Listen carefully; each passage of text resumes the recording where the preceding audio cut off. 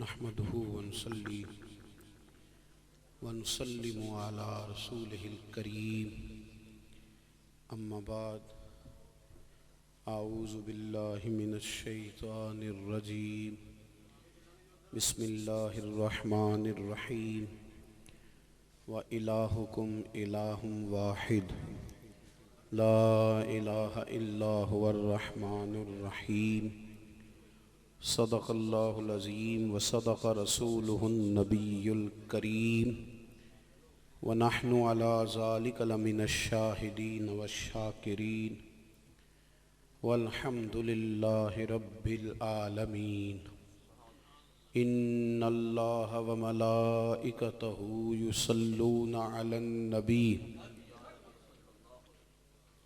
یا ایہا الذین آمنوا صلوا علیہ وسلموا تسلیما الصلاۃ والسلام علیک یا سیدی یا رسول اللہ وعلی آلک واصحابک یا سیدی یا حبیب اللہ الصلاۃ والسلام علیک یا سیدی یا نبی اللہ وعلی آلک واصحابک یا سیدی یا رحمت للعالمین۔ تمام تعریفیں حمد و ثنا اللہ تعالیٰ جل مجدہ الکریم کے لیے، درود و سلام نبی اکرم نور مجسم شفیع معظم احمد مجتبیٰ جناب حضرت محمد مصطفیٰ صلی اللہ تعالیٰ علیہ وسلم کی ذات والا صفات کے لیے حمد و صلات کے بعد، عزیز دوستو، بزرگوں اور بھائیوں، اصلاح معاشرہ کے عنوان سے اس محفل مبارکہ میں اور آپ حاضر ہیں۔ اللہ کریم ہماری حاضری کو قبولیت کا درجہ عطا فرمائے۔ یہ سارے دوست اگر ویڈیو ہی بنائیں گے تو میں تقریر کس کو سناؤں گا؟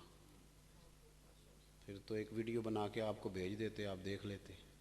اللہ آپ کو خوش رکھے، تو کوئی بات چیت کرنے ہیں نا آپ کے ساتھ۔ اللہ تعالیٰ آپ کو برکت دے، سلامتی عطا فرمائے، ان کو جیبوں میں ڈالیں، اللہ آپ کو خوش رکھے۔ یہ جو سنگی بنا رہے ہیں جی، آپ اپنے پاس نہ رکھیے کہ کسی کو دے بھی دیجئے گا۔ کہتے ہیں دے دیں گے جی انشاءاللہ تعالیٰ۔ ان کا نمبر شمبر لے لیں اور باقی تھوڑی میری طرف توجہ رکھیں تاکہ میں بات کر سکوں آپ سے۔ اللہ آپ کو برکات عطا فرمائے۔ قرآن مجید فرقان حمید کے دوسرے پارے میں سے آیہ کریمہ میں نے تلاوت کی ہے۔ اللہ کریم نے فرمایا وَإِلَٰهُكُمْ إِلَٰهٌ وَاحِدٌ، فرمایا تمہارا معبود ایک ہی معبود ہے، لا الہ الا، اس کے سوا کوئی عبادت کے لائق نہیں۔ والرحمن الرحیم، بڑا مہربان ہے اور نہایت ہی رحم کرنے والا۔ عزیز دوستو، اللہ وحدہ لا شریک ہے، اور یہ اس کی شان ہے کہ اس کے سوا کوئی عبادت کے لائق نہیں۔ سارے دین کا مدار اسی چیز پہ۔ نبی پاک صلی اللہ تعالیٰ علیہ وآلہ وسلم نے اپنی ساری حیات ظاہرہ یہی پیغام لوگوں کو سکھایا، یہی بات سمجھائی کہ اللہ کے سوا کوئی عبادت کے لائق نہیں۔ ہمیں حکم دیا گیا کہ ہماری پیشانیوں کے سجدے، ہماری زبانوں کی تسبیحات اور ہمارے دلوں کی چاہت اور ہماری امیدوں کا مرکز ہمارے رب کی ذات ہونی چاہیے۔ حضور سید عالم صلی اللہ علیہ وسلم کے بارے میں رب فرماتا ہے وَدَاعِيًا إِلَى اللَّهِ بِإِذْنِهِ وَسِرَاجًا مُنِيرًا، فرمایا یہ میرے محبوب ہیں، میں نے انہیں نہ اللہ کی طرف دعوت دینے والا بنا کے بھیجا اور چمکتا ہوا آفتاب بنا کے بھیجا۔ نبی پاک صلی اللہ علیہ وسلم نے اپنی شانیں دکھائیں، عظمتیں لوگوں کے سامنے حضور کی ظاہر ہوئیں، لیکن نبی کریم کی بارگاہ میں کوئی حضور کا معجزہ دیکھ کے بھی گیا نا تو کریم نے اسے یہی فرمایا کہ معجزہ تم میرا دیکھو گے، کلمہ میرے ہاتھ پہ پڑھو گے، پر عبادت میرے رب کی کرو گے۔ شرک ایک ہوتا ہے شرک اکبر، اللہ کی ذات و صفات میں کسی کو شریک سمجھنا، اور ایک ہوتا ہے شرک اصغر، اس کا مطلب ہوتا ہے ریاکاری کرنا، دکھاوا کرنا، یہ بھی شرک ہے۔ حدیث پاک میں اس کو بھی شرک کہا گیا۔ اگرچہ اس کی وہ سزا نہیں جو شرک اکبر کی ہے، اس کا وہ حکم نہیں جو شرک اکبر کا ہے، یہ معاف ہو جاتا ہے۔ شرک اصغر کہا گیا، دکھاوا نہیں کرنا، ریاکاری نہیں کرنی۔ انسان جب مخلص ہو جاتا ہے نا، مخلص، تو وہ مطمئن ہو جاتا ہے۔ ہم بے قرار اور بے یقین اس لیے ہوتے ہیں کہ ہم نا بہت ساری جگہوں پہ مخلص نہیں ہوتے۔ مخلص خود بخود مطمئن ہوتا ہے۔ آپ بہت سارے تعلقات دنیا میں بناتے ہیں پر ڈرتے ہیں یہ ٹوٹ نہ جائے۔ میں نے عرض کیا تھا جی بیٹھ جائیں آپ حضرات کا بہت شکریہ، آپ نے بڑا سادہ خطیب بلا لیا ہے تو ہم تو نہیں ہلنے دیتے بچے کو بھی، تو آپ بیٹھ جائیں اپنی جگہ پہ، سارا کچھ، اتنے تو زیادہ لوگ ہی نہیں ہیں جتنے آپ پریشان ہیں۔ تو ہوتا ہے نا بہت بڑا مجمع جی ہم سے سنبھالا ہی نہیں جا رہا، تو ماشاءاللہ کور ایریا ہے اور بڑے سکون سے لوگ بیٹھے ہیں، بس تشریف رکھیں۔ میں نے تو باتیں بھی چند ایک ہی کرنی ہیں، تو آپ کے سیدھا سودھا کرتے تقریر ویسے ختم ہو جائے گی، تو آپ مہربانی کریں مجھے موقع دیں تاکہ میں بات کر سکوں۔ اللہ تعالیٰ آپ کو جزائے خیر عطا فرمائے۔ اب تو میں بہت ساری جگہوں پہ دوستوں سے کہتا ہوں آپ میری ریکارڈنگ نہ کرنا، میں ایسے ہی آؤں گا، اس لیے کہ ہم تقریر سنانے جاتے ہیں، کوئی ریکارڈنگ کرانے تو نہیں نہ جاتے۔ تو ہوتا ہمارے ساتھ یہ ہے کہ ہمیں لگتا ہے ہم ریکارڈنگ کرانے آئے ہوئے، تو مطلب یہ کہ میری طبیعت کے لحاظ سے میں اس بات کو پسند کرتا ہوں کہ 3 لوگ میرے سامنے بیٹھے، میں ان کی کوئی تربیت کروں، وہ میرے ساتھ کوئی بات کریں۔ باقی یہ تو دل کے لیے موت ہے مشینوں کی حکومت، اور احساس مروت کو کچل دیتے ہیں حالات۔ یہ شوق ہے میرا، کوئی ایسی بات نہیں ہے کہ میں اس کو ناپسند کرتا ہوں، شوق ہے کہ تھوڑا سا بیٹھ کے کسی کے ساتھ کو بات کی جائے، اور ایسا نہ ہو آپ ویسے ذہن بن جائے نا آپ کا میری ریکارڈنگ ہو رہی ہے تو پھر بندوں کی طرف دھیان نہیں ہوتا، ریکارڈنگ کی طرف ہوتا ہے، میری ایک نفسیاتی یہ اثر ہوتا ہے۔ اللہ تعالیٰ آپ کو جزائے خیر عطا فرمائے۔ اور میں نے کچھ اسپیشل پروگرام ریکارڈ کرائے، کچھ ٹی وی چینل والے آگے کچھ اسپیشل ریکارڈ کرائے، تو ریکارڈ کرانے والوں کو بعد میں نے کہا کہ مجھے مزہ نہیں آیا بات کرنے کا۔ ویسے جمعے میں کیمرہ لگا ہوتا ہے، میں لوگوں سے بات کر رہا ہوتا ہوں تو وہ بات چل جائے تو چل جائے، وہ معاملہ ایک الگ ہے۔ تو آپ آپ مہربانی کریں، ہمارے درد کو تو سمجھیں نا آپ کہ مہربانی، ہمارا تو دل کرتا ہے کہ بات دل سے نکلے اور دل کے ساتھ بات کی جائے، تو آپ ہمیں وہاں کیوں الجھاتے ہیں جہاں الجھنا چاہتے نہیں۔ تو وہ کسی نے کہا تھا چل اثر کرے نہ کرے سن تو لے میری فریاد، اور نہیں ہے داد کا طالب یہ بندہ آزاد۔ اللہ تعالیٰ آپ کو جزائے خیر عطا فرمائے۔ ناراض نہ ہوئیے گا لیکن بات پر توجہ کریں تاکہ بات ہو سکے۔ آپ حضرات میرے بھائی، ہوتا یہ ہے کہ جب انسان کسی سے تعلق بناتا ہے تو پھر اسے خطرہ ہوتا ہے میرا ٹوٹ نہ جائے۔ کیوں بھلا؟ تعلق کی بنیاد سیاست ہوتی ہے، تعلق کی بنیاد لین دین ہوتا ہے، تعلق کی بنیاد تحفے طائف ہوتے ہیں۔ اگر تعلق کی بنیاد اخلاص ہونا تو آپ کو اس کے لیے بہت زیادہ جدوجہد نہیں کرنی پڑتی، وہ تعلق قائم رہتا ہے، کیونکہ سامنے والے کو پتہ ہے کہ آپ لالچی نہیں ہیں، آپ کو اس سے کوئی لالچ نہیں۔ جو آپ کے مخلص لوگ ہوتے ہیں انہیں بتانا بھی نہیں پڑتا کہ ہم تیرے ساتھ مخلص ہیں، یعنی اخلاص کی خوشبو ہوتی ہے وہ خود بخود آ جایا کرتی ہے۔ آپ جب مخلص ہو جاتے ہیں عبادت کے ساتھ بھی تو آپ کو نماز میں لذت آنے لگ جاتی ہے۔ جب آپ دین کے ساتھ مخلص ہو جاتے ہیں تو پھر آپ کو خدمت کا جذبہ نصیب ہوتا ہے، خدمت کا، پھر کوئی کام آپ پر بوجھ نہیں بنتا، پھر کام کر کے آپ کو سکون نصیب ہوتا ہے۔ لوگوں کے ساتھ جب ہم مخلص ہو جاتے ہیں، لوگوں کے ساتھ، پھر ہمارا رویہ یہ میرے عزیز بن جاتا ہے کہ ہمیں بھی محسوس ہوتا ہے کہ میرا اسے اللہ کی رضا کا تعلق ہے، اسے بھی پتہ ہوتا ہے کہ میرا اس کے ساتھ فی سبیل اللہ رشتہ ہے۔ پھر وہ رشتے جو ہوتے ہیں نا وہ ان میں کوئی گھٹن نہیں ہوتی، بندہ 6 دن بھی اکٹھے رہ کے اکتاتا نہیں۔ اور جہاں جھوٹ بول کے رشتے بنائے جاتے ہیں نا جی، ہمارے ہاں بنتے ہیں نا جی، لڑکی والے کچھ بتاتے ہیں، لڑکے والے وہ 2 مہینوں میں ساری باتیں کھول کے سامنے آ جاتی ہیں۔ وہ چونکہ بنیاد جھوٹ تھا، ریاکاری تھی، آپ نے تحفے دے کے رشتہ بنا لیا تو کب تک دیں گے؟ جس کو آپ دیتے ہیں وہ تو کہتا ہے روز دو تب رشتہ قائم رہے گا، اور آپ نے 100 دفعہ دیا، 1 دفعہ نہیں دیا تو وہ ناراض ہو جائے گا۔ آپ کو کرنا یہ ہے کہ آپ کو مخلص ہونا ہے۔ جب آپ مخلص ہو جاتے ہیں تو میرے نبی پاک صلی اللہ علیہ وسلم نے فرمایا مخلص بندے کا تھوڑا عمل بھی دنیا اور آخرت میں اسے کفایت کر دیا کرتا ہے۔ وہ تھوڑا عمل کرتا ہے لیکن چونکہ مخلص ہوتا ہے، اس میں اخلاص ہوتا ہے، کوئی ریاکاری نہیں، کوئی دکھاوا نہیں، کوئی تصنع نہیں، کوئی بناوٹ، اسے کوئی جملہ تراش کے نہیں کہنا پڑتا بلکہ جملے خود بخود اس کی زبان پہ آتے ہیں۔ اور اسے اثر بنانا نہیں پڑتا، دکھانا نہیں پڑتا، اثر خود بخود ہو جاتا ہے، کیونکہ بات جو دل سے نکلتی ہے اثر رکھتی ہے۔ اور اقبال کہتے ہیں اس کے پر تو نہیں ہوتے، پر اڑ جاتی ہے، پر نہیں، طاقت پرواز مگر رکھتی ہے، وہ پرواز کرتی ہے، دنیا میں پہنچ جاتی ہے۔ تو اخلاص والی زندگی، اخلاص والا عمل۔ پاس رہتا تھا ابو جہل، پاس رہتا تھا ابو لہب، عبداللہ بن ابی سلول پاس رہتے تھے، اور عبداللہ بن ابی سلول جیسے منافقین نے نمازیں بھی پڑھی پیچھے، کچھ میدان جہاد میں بھی چلے گئے ساتھ دکھانے کے لیے، لیکن منافق کے منافق رہ گئے۔ حضرت اویس کرنی ایک بار بھی نہیں آئے، ملاقات بھی نہیں ہوئی، دور تھے، تو اللہ کے محبوب نے بٹن کھول کے یمن کی طرف منہ کر کے کہا مجھے یہاں سے ٹھنڈی ہوا آتی ہے۔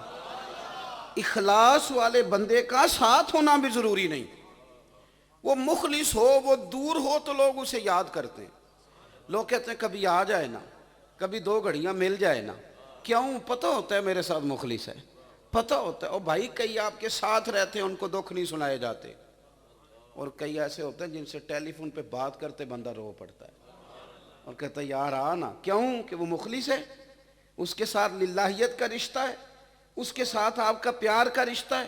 زندگی میں مخلص بنے، باعمل بنے، یوں لگے گا آپ ٹھنڈی چھاؤں بن گئے، آپ کو محسوس ہوگا آپ ایک تناور درخت بن گئے، آپ کو فیل ہوگا آپ پھل دینے لگے ہیں، دنیا آپ سے فیض لینے لگی ہے۔ شرط یہ ہے کہ آپ مخلص بنے، آپ کے اندر وہ خوبصورتی آئے۔ حضرت امام غزالی رحمۃ اللہ نے لکھا ہے ایک جگہ کچھ لوگ شیطان کی ایک درخت کی پوجا کرنے لگ گئے تھے، معاذ اللہ۔ اللہ کے ایک بندے کے دل میں خیال آیا کہ اس درخت کو کاٹ دوں، اس کو لوگوں نے میرے رب کا شریک بنا لیا ہے۔ اس نے کلاڑا لیا، کندھے پہ رکھا اور چل دیا، اکیلا اکیلا۔ مخلص ہے نا، مخلص ہے، اب اسے سیاست کرنے کی ضرورت نہیں، کچھ چلاکی کر کے بندے ساتھ ملانے کی، مخلص ہے نا، اسے پتہ یار کوئی بھی نہ ساتھ چلے، میرا راستہ ٹھیک ہے، نہ تھکاوٹ محسوس ہوگی، نہ خوف آئے گا، نہ اکتاہٹ آئے گی، کیونکہ اندر اس کا کہہ رہا ہے، ضمیر کہہ رہا ہے کہ تو مطمئن ہے، تو ٹھیک ہے۔ اب وہ جا رہا ہے رستے میں، تو رستے میں شیطان مل گیا اسے۔ امام صاحب رحمۃ اللہ علیہ فرماتے ہیں کہ شیطان کے ساتھ نا اس کی پنجہ آزمائی ہو گئی۔ شیطان کہنے لگا میں نہیں درخت کاٹنے دوں، اس نے کہا میں کاٹوں گا، لوگ اس کی پوجا کرتے ہیں معاذ اللہ، میں کاٹ کے رہوں گا۔ اس نے کہا میں نہیں کاٹنے دوں گا، کہا میں کاٹوں گا۔ بات آگے بڑھی، ہاتھا پائی تک گئی، بالآخر شیطان اور اس کی پنجہ آزمائی ہوئی تو شیطان نے اسے زیر کر لیا، اس نے شیطان کو زیر کر لیا، شیطان کو گرا دیا، شیطان کے سینے پہ چڑھ گیا۔ اب جب وہ شیطان کو مارنے لگا نا تو شیطان تو شیطان ہی ہے، اور شیطان شیطانی سے باز نہیں آتا ہوا جو شیطان، اس نے شیطانی کر دی۔ کہنے لگا ایک بات بتاؤں، درخت کاٹ کے تمہیں کیا ملے گا؟ کہتے ہیں لوگ، دیتے ہیں مشورے، لوگ مستقبل کا خوف دلاتے ہیں، لوگ بال بچے یاد کراتے ہیں، لوگ بتاتے ہیں کہ یہ ہو جائے گا، وہ ہو جائے گا، کیسے بڑھو گے، بڑی کہانیاں، بڑی سٹوریاں، بڑے بڑے بھولے بالے، بڑے اللہ والے، ریاض آپ کو بس ہم ہی جانتے ہیں۔ ہوتے ہیں کچھ لوگ بڑی داستان سرائی کرتے ہیں، بڑا کچھ آپ کو بتائیں گے، رستوں میں روک کر واپس لے آنے والے بڑے ہیں جو بتاتے ہیں کہ آگے طوفان ہے، آگے پانی بڑا گہرا ہے، بڑے لوگ ہیں جو بڑے رنگ بتاتے ہیں، وہ تھوڑے ہیں جو کہتے ہیں تو چل صحیح، اللہ مدد کرنے والا ہے۔ لیکن وہ اخلاص والے لوگ، شیطان اس کو کہنے لگا کہ درخت کو کاٹ کے تجھے کیا ملے گا، میں ایک بات نہ بتاؤں؟ کہ بتاؤ۔ کہنے لگا اگر تم واپس چلے جاؤ نا تو روز سویرے جب اٹھو گے نا تو 5 دینار تمہارے سرانے پڑے ہوں گے۔ اس نے کہا پکی بات ہے؟ کہا پکی بات ہے۔ اب وہ واپس لوٹ آیا، سویرے اٹھا تو 5 دینار پڑے تھے، لالچ میں آ گیا، پہلے مخلص تھا اب لالچی ہو گیا۔ پھر دوبارہ اگلی صبح اٹھا تو پھر 5 دینار پڑے تھے، اس نے لے لیے۔ 3-4 دن تو وہ پیسے آئے، 5واں دن ہوا تو وہ خالی تھا، تکیہ نیچے کچھ بھی نہیں نکلا۔ بڑے غصے میں اب وہ کلاڑا پھر کندھے پہ رکھا، پھر چلا۔ رستے میں پھر شیطان ملا، اس نے کہا کہاں جا رہے ہو؟ کہا درخت کاٹنے۔ کہا میں نہیں جانے دیتا۔ لڑائی بڑھ گئی، اب کی بار شیطان نے اسے گرا لیا اور اس کے سینے پہ چڑھ گیا۔ اس شخص کو نا اپنے وجود میں کمزوری محسوس ہوئی، اللہ کرے آپ کو سمجھ آئے میری بات۔ اسے اپنے لب و لہجے میں وجود میں کمزوری محسوس ہوئی. طاقت تو اخلاص میں ہوتی ہے, طاقت اخلاص. کچھ لوگ جو ہیں وہ بھی تبلیغ کرتے ہیں, میری طرح کے کچھ لوگ تبلیغ کرتے ہیں تو محسوس ہوتا ہے کہ ان کا کام ہے, یہ کریں گے. وہ تنقید کرتے ہیں تو محسوس ہوتا ہے کہ یار نہیں, اندر سے بات نہیں کر رہا, کیونکہ بٹھایا ہے ہم نے اس کو مولوی کو بلا کر, تو اب تو کچھ تو سمجھانا تھا نا. اور کچھ بندے ایسے ہوتے ہیں جو بات کرتے ہیں تو ان کا درد بھی شامل ہوتا ہے. وہ بات کرتے ہیں تو وہ لپٹی ہوئی آنسوؤں میں ہوتی ہے, اس کے اندر نا ان کا سوز شامل ہوتا ہے. ان کے لفظوں سے زیادہ ان کی روح زور لگا رہی ہوتی ہے کہ مان جاؤ, واپس آ جاؤ, تو محسوس ہو رہا ہوتا ہے. اس نے, شیطان نے جب اس سے پنجہ آزمائی کی تو بندہ اپنے آپ کو کمزور پانے لگا اپنے آپ کو. بالآخر شیطان نے گرا لیا, سینے پہ چڑھ گیا. اب وہ زیر تو ہو گیا, پر شیطان سے کہنے لگا سمجھ نہیں آئی, پچھلی دفعہ تو میرے الٹے ہاتھ سے گر گیا تھا, لیکن آج میں نے سارا زور لگایا تو جیت کیسے گیا. تو شیطان کہنے لگا ابھی بھی نہیں سمجھ آئی, پچھلی دفعہ تو آیا تھا رب کی رضا کے لیے, اور آج تو آیا ہے کہ تجھے 5 دینار کیوں نہیں ملے. طاقت جو تیرے وجود میں تھی وہ اخلاص کی تھی طاقت. دیکھیں نا حدیث پاک میں نبی پاک صلی اللہ علیہ وسلم نے فرمایا اپنی بیوی سے بغض نہ رکھو. اگر اس کی ایک عادت ناپسند ہے تو اس عادت پہ غور کر لو جو تمہیں پسند ہے. اس کا مطلب ہے کچھ لوگ ایسے ہیں جو 1-2 عادت کی وجہ سے بیوی سے بھی بغض پال لیتے ہیں. ہر وقت کی بحث, ہر وقت نیچا دکھانے کی کوشش کرنا, ہر وقت کہنا تیرا میکا یوں ہے, یعنی مخلص نہیں رہتے, مخلص نہیں رہتے. اور میں آپ کو عرض کروں, گھر غربت سے چل جاتا ہے, لیکن بندہ مخلص نہ ہو تو گھر نہیں چلتا. بیوی تھوڑے پیسوں پہ گزارا کر لیتی ہے, پرانے کپڑوں پہ زندہ رہ لیتی ہے, لیکن پتہ چلے نا کہ میرے علاوہ بھی کئی نظر ہے, پھر نہیں گزارا کر پاتی. لیکن اگر اسے احساس ہو نا کہ یہ غریب ہے یا امیر ہے, یہ کمزور ہے یا طاقتور ہے میرا, یہ میرے ساتھ مخلص ہے کسی اور, تو وہ گھر جو ہوتا ہے نا وہ جنت بن جاتا ہے, خوبصورتی پیدا ہو جاتی ہے اس کے اندر. اخلاص آپ کو بڑا کرتا ہے, اخلاص آپ کو طاقتور کرتا ہے. ہم نہ ہر بات دکھا لیتے ہیں. میں ابھی دوستوں سے کہہ رہا تھا, میری طرح کے جو لوگ ہیں نا, اب ہم پہ بڑی ساری چیزیں بوجھ بننے لگی ہیں. یعنی کسی محفل میں اللہ رسول کا نام لے کے رو پڑے تو اسے بھی کچھ لوگوں نے بیچا. پیر صاحب کے آنسو دیکھ لو, وہ بھائی یہ تو ہمارا اللہ سے رشتہ تھا, یہ بھی آپ نے بیچ دیے کہ لوگوں دیکھ لو یہ روتے بھی ہیں. یعنی یوں ہاتھ اٹھائے اللہ سے, مالک سے مانگ رہے تھے, اس کی بھی فوٹو چڑھا دی. یار ہاتھ دھو گئی, کب اس سے مانگے, روئیں بھی تو کہاں چھپ کے روئیں. مطلب یہ کہ اب تو کوئی رونے والی بات آ جائے نا تو میں پرہیز کرتا ہوں. میں کہتا ہوں اس کو بھی نا, چینل چلانے والے اس کو بھی چلائیں گے, اور ہم نے چینل چلانا ہے اپنا یا روح کا بھی خیال کرنا ہے. ساری توجہ, ساری کی ساری توجہ یہ ہے کہ ویوز پر رہے گی یا ہمارے دل پر بھی کوئی ہماری توجہ آئے. نہ کریں اس طرح, آپ کمزور ہو جائیں. آپ اگر ہر چیز چھپیں, کبھی کبھی چھپیں, کبھی کبھی تنہا اٹھ بلیا چلو تھے وسیے جتھے وس دینی سارے ہی انے, نہ کوئی ساڈی ذات پچھانے نہ کوئی سانو مننے. کوئی تھوڑا سا کوئی ایسی جگہ بھی تو ہونی چاہیے نا یار, کوئی ایسا معاملہ بھی تو ہونا چاہیے نا, کوئی ایسی جگہ جہاں انسان محسوس کرے کہ یار نہیں, یہ نہیں میں نے دکھانا کسی کو, یہ نہیں میں نے بتانا. وہ تو لوگ ہی ختم ہو گئے. 5,000 روپیہ مسجد میں دیا, وہ بھی رمضان میں, اور پیچھے سے جناب حضرت اٹھا کے لائے, اور انہوں نے کھول کے نوٹ پہلے ساری مسجد کو دکھایا.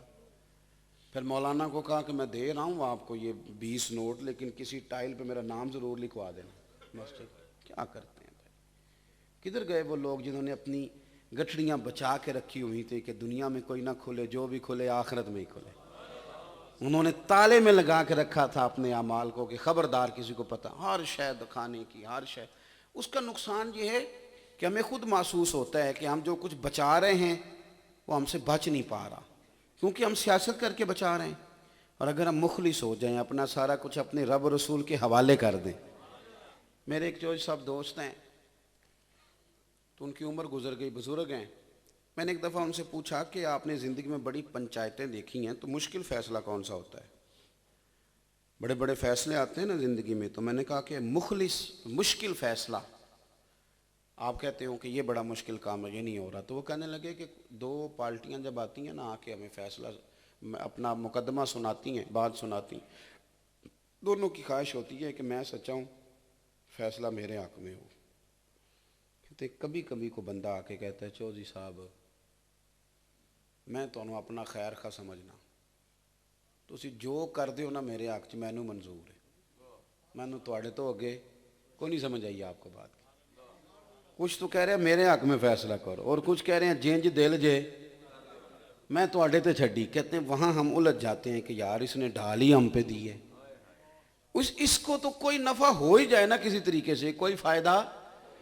تو وہ کہیں اور محو تھے تو میں کہیں اور سوچنے لگا، تو مجھے کہنے لگے پیر صاحب تسی کتے کھو گئے ہو؟ میں کہ چودھری صاحب مینوں تے اور سمجھ لگن لگ پئی۔ بندہ چودھری کو کہہ دے کہ جو تو کرے منظور ہے تو وہ خیر ہی کرتا ہے، تو اگر بندہ اللہ کو ہی کہہ دے کہ تو ہمارا رب ہے جو کر دے ٹھیک ہے۔ وہ ایک بزرگ فرماتے میں نے دعا کرنے کا طریقہ اپنی بیوی سے سیکھا۔ کہا جی بیوی سے؟ کچھ لوگ بیوی سے کچھ سیکھتے ہیں پر بتا تو نہیں نہ سکتے، معاشرتی مسئلہ ہی اس طرح کا ہے۔ انہوں نے کہا جی میں نے سیکھا ہے۔ کہا کیا سیکھا ہے؟ کہنے لگے دعا مانگنے کا طریقہ۔ بیوی کو کچھ ضرورت تھی پیسوں کی تو اس نے مجھ سے سوال کیا اتنے پیسے چاہیے، تو میں نے کہا میرے پاس نہیں ہے، کچھ دنوں میں دے دوں گا۔ اس نے پھر کچھ دنوں کے بعد کہا کہ وہ آپ سے پیسے کہے تھے، میں نے کہا ابھی نہیں آتے ہیں تو دے دوں گا۔ اس نے پھر تیسری دفعہ یاد کرایا تو مجھے غصہ آ گیا، میں نے کہا بھلی مانس تو روز مجھے شرمندہ کرتی ہے، کہا ہے نا نہیں میں دے دوں گا، اور میں نے زیادہ ہی ڈانٹ دیا، وہ رونے لگی، تو دیر تک روتی رہی، پھر چپ کر گئی۔ پھر اس نے ایک جملہ کہا تو میں رونے لگا، کہنے لگی آپ ہی تو میرے شوہر ہیں، آپ سے نہ کہوں تو کس سے جا کے کہوں؟ کہتا ہے میں رونے لگا تو وہ کہنے لگی آپ کیوں روتے ہیں؟ تو میں نے کہا جب میں اپنے رب سے کہوں گا نا تو ہی میرا رب ہے، تجھ سے نہ کہوں تو کس سے جا کے کہوں؟ تو پھر اللہ راضی ہوگا، اللہ پھر نوازے گا۔ نبی پاک صلی اللہ علیہ وسلم نے فرمایا رب سے مانگو تو بے یقینی کے ساتھ نہ مانگو، جب اس سے مانگو تو پھر کھول کے مانگو، اور اس سے مانگو تو دامن پھیلا کے مانگو، اور یقین کامل کے ساتھ مانگو۔ یارو ہم مخلص ہو کے تو یار ہماری تو دعا مانگو جی، دعا مانگو جی۔ دل کرتے کبھی کبھی پوچھوں دائیں بائیں والوں سے کیا مانگا ہے، کیا مانگا ہے۔ میں ہماری طرح کے میری طرح کے چھوٹے مولوی جب سویرے الف با تا سا پڑھاتے ہیں نا تو بچہ تھوڑا ادھر منہ کرے نا سبق پڑھاتے زور سے تھپڑ مارتے، اوے تو سبق مجھے سنا رہا ہے اور ادھر دیکھ رہا ہے، اور تو رب سے دعا مانگ رہا ہے، اور دیکھتا ادھر ہے، جھانکتا ادھر ہے، اور سوچ تیری کدھر ہے، اور دعا اللہ سے مانگ رہا ہے۔ حضرت موسیٰ کلیم علیہ السلام نے عرض کی مالک میری قوم کہتی ہے کہ تو ہماری دعائیں قبول نہیں کرتا، تو رب کریم نے فرمایا موسیٰ ان کے لفظ میرے ساتھ ہوتے ہیں، دل نہیں نا میرے ساتھ ہوتا۔ یہ جملوں سے تو مانگتے ہیں، اخلاص سے مانگے نا روح سے، تو مالک نے تو وعدہ کیا اجیب دعوت الداع اذا دعان، تم جب بھی دعا مانگو گے میں تمہاری دعاؤں کو قبول فرماؤں گا۔ تو اخلاص اپنی زندگی میں پیدا کریں، والد کے ساتھ بھی مخلص رہیں۔ بانیوں میں بلا دولت مند کون ہوتا ہے؟ میں کو دعویٰ تو نہیں کر سکتا لیکن درویشوں کی خدمت میں بیٹھنے والا ہوں، مشورہ تو دے سکتا ہوں نا۔ بانیوں میں بھلا دولت مند کون ہوتا ہے؟ جو رٹے نہیں ڈالتا، جس نے رٹا ڈالا نہیں کارنر والی میری ہے، آپ دیکھ لیں گے غریب ہی رہ جائے گا، اور جو کہتا ہے نا بھائی تیرے نال لڑ نہیں ہوندا تم پرا ہے، ماں جائے کے ساتھ لڑوں، فیصلہ کر لو جو میری بچی مجھے دے دینا۔ میں نے ان لوگوں کو دنیا کا امیر ترین آدمی دیکھا ہے، یہ غنی لوگ ہوتے ہیں جو رٹا ڈال کے بیٹھ گیا، اور چوتھے دن نہیں وہ فلانی میری تھی، وہ باہر سے پیسے میں نے بھیجے تھے، وہ فلانی جگہ میں نے خریدی تھی، وہ فلانی جگہ کاروبار میں نے تو ٹھیک ہے بھائی تو لے جا پیسے۔ کچھ لوگوں کے پاس پیسے بچ جاتے ہیں، رشتہ کوئی بھی نہیں بچتا، اور کچھ لوگ ایسے ہوتے ہیں ان کے گھر میں ماں بھی ہوتی ہے، باپ بھی ہوتا ہے، دکھی بہن بھی جب اپنے سسرال سے تنگ آتی ہے تو اس بھائی کے دروازے پہ آ کے بیٹھتی ہے۔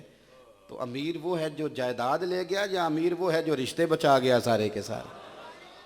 امیر بھائی وہ ہوتا ہے جسے بہن فون کرتی ہے اور فون کر کے کہتی ہے بھائی ضرورت ہے، میں ان کسی اور نوں تے کہہ بھی نہیں نہ سکتی، وہ بڑا امیر ہے، وہ اپنے آپ کو سمجھے کہ دولت ساری میرے پاس، کیونکہ رشتے تو میرے ساتھ بندھے ہوئے۔ مخلص ہو جائیں زندگی میں۔ بات ختم کرنے لگا ہوں۔ مولا شیر خدا علی المرتضیٰ حضرت مولا کائنات کرم اللہ تعالی وجہ الکریم. میدان میں جنگ لڑ رہے ہیں, بچھاڑ لیا کافر کو. عرب کے لوگ جو ہوتے تھے وہ نا کوشش کرتے تھے کہ لڑائی میں اگر وہ قابو آ جائے نا کسی دشمن کے, تو کوشش کرتے تھے اسے غصہ دلائیں تاکہ وہ جلدی قتل کر دے. ورنہ وہ لاشوں کا مسئلہ کرتے تھے, پہلے انگلی کاٹتے پھر ہاتھ نکالتے, بڑا تکلیف دے کے مارتے تھے. تو کوشش کرتے تھے غصہ دلایا جائے تاکہ جلدی قتل کر دے. اس نے معاذ اللہ ثم معاذ اللہ مولا علی کی جانب منہ کر کے تھوکا, انہیں غصہ دلاتا ہوں یہ مجھے جلدی قتل کر دیں گے. حضرت علی نے زیر کر لیا. جب اس نے تھوکا نا ادھر منہ کر کے, تو حضرت مولا علی شیر خدا نے نا اس کے اوپر بیٹھے ہوئے تھے اٹھ گئے, مان لگے جا تو آزاد ہے. کچھ لوگ ایسے ہوتے ہیں جنہیں لوگ آزاد نہیں کرتے, پکا قید کر لیتے ہیں, پکا قید, وہ نہیں پھر کہیں جا سکتے, پکی بات. فرمایا جا تو آزاد ہے. وہ وہیں کھڑا ہو گیا, حالانکہ جس کی جان چھوٹ جائے نا موت سے تو بھاگ جاتا ہے, وہ کھڑا ہو گیا اور کھڑا ہو کے کہنے لگا حضور پہلے بتائیں آزاد کیوں کیا, جب گرا جو لیا تھا تو قتل کرتے. تو حضرت مولا مرتضیٰ شیر خدا فرمانے لگے میں تجھے, میرا تیرے ساتھ کوئی رٹا جائیداد کا ہے, میرا تیرے ساتھ کیا جھگڑا ہے, کوئی کاروباری ہے, کوئی پیسوں کا لین دین ہے. تو اللہ کے دین کا دشمن ہے, میں رب کریم کے دین کا سپاہی ہوں. میں تجھے قتل کر رہا تھا اللہ کی رضا کے لیے, میرا تیرے ساتھ کوئی ذاتی معاملہ جھگڑا. اب جب تم نے میری جانب تھوکا ہے نا, وہ تھوک آئی یا نہیں آئی, تو نے جب مجھے غصہ دلانے کے لیے تھوکا ہے نا تو مجھے تھوڑا سا غصہ آیا ہے. اب اگر تجھے قتل کر دوں گا نا اپنے نفس کے لیے, تو میرا دین اور میرا اخلاص اجازت نہیں دیتا, لہذا تو جا تو آزاد ہے. وہ تلوار کے زور پر تو قابو نہیں آیا, لیکن دیکھا نا مولا علی مخلص ہیں تو اٹھ کے قریب آ گئے, کہنے لگا حضور اب کہاں جانا ہے, پھر آپ مجھے کلمہ ہی پڑھا دے. اگر اتنے مخلص ہیں نا مسلمان تو پھر اس دین کے قریب جانا چاہیے. بڑی لمبی چوڑی ہو گئی ہماری ریاکاریاں. کچھ مجھے غصہ کم آتا ہے, کچھ لوگوں پہ بڑا ہی غصہ آتا ہے. جو کہتا ہے نا میں نے اماں کو عمرہ کرایا, اس پہ بڑا غصہ آتا ہے. میں کہتا ہوں تیری ماں نے تیرے لیے بڑا کچھ کیا پر اس نے کبھی نہیں بتایا. ایک عمرہ کرا کے دوستوں کو بتا رہا ہے میں نے ابا جی کو حج کرایا ہے, کبھی ابا جی سے پوچھ اس نے تیرے لیے کیا کچھ کیا. چڑھتی جوانی تھی تیرے باپ کی, امنگیں جوان تھیں, لیکن جب خرچے تھوڑے تھے نا تو تیرے باپ نے گھر میں فون کر کے بیوی سے کہا تھا میرے کپڑے ٹھیک ہیں بچوں کے لے لے. اس نے جوانی تیرے نام کر دی, اور ایک حج کر کے سارے ملک کو بتا رہا ہے تو ایک حج کرا کے کس کو, والد کو, اس باپ کو حج کرا کے جس کے بارے میں مدینے والے نے کہا تم بس خوش ہو کے اس کا چہرہ دیکھ کر اب گھر بیٹھے حج کا ثواب عطا کرے. تو لوگوں کو بتاتا پھرتا ہے کہ ابا جی کو حج کرایا ہے. تو یہ غصے والی باتیں, غصے والی, اس طرح کا کام نہ کریں. اپنی زندگی میں مخلص بنیں, عبادت بھی کریں تو اخلاص والی. دکھا کے پڑھی تو کیا پڑھی 100 رکھتے بھی, اور مخلص ہو کے پڑھی جائیں, پڑھی 2 ہی جائیں. راز ہو بندے کا اور اللہ کا. آپ یقین کریں وہ نماز آپ کو تسلی دے دے گی, وہ نماز آپ کو سکون دے دے گی. اور کچھ بزرگ ایسے تھے جن کو تکلیفیں آئیں تو مخلص تھے نا, تو تکلیف انہیں بے صبر نہیں کر سکی. انہوں نے کہا ٹھیک ہے, اس نے آسانی دی تھی, اس نے تکلیف, مخلص تھے نا. جیم جان دا کچھ وسا نہیں ہوں, جان یار نو دے تے شاد ہو جا. ایسے دل دے ہیں فساد سارے, دل دلبر نو دے تے آزاد ہو جا. تے جو رکھے آباد تے رو وسدا, تے جدوں کرے برباد برباد ہو جا. تو ہمارے بزرگ ہمیں یہ بتاتے ہیں کہ زندگی میں جو جینا چاہتا ہے شان سے اور مرنا چاہتا ہے ایمان سے, وہ بندہ مخلص ہو کے جیے, مخلص ہو کے کریں جو کرنا ہے. اگر آپ ریاکاریوں میں, تصنع میں, بناوٹ میں پڑے رہ جائیں گے, پھر کیمرے کی آنکھ میں سارا کچھ آئے گا, دل میں کوئی شے نہیں آئے. اللہ کے حضور دعا ہے مالک کریم سمجھنے کی توفیق عطا فرمائے. آخر دعوایا ان الحمدللہ رب العالمین.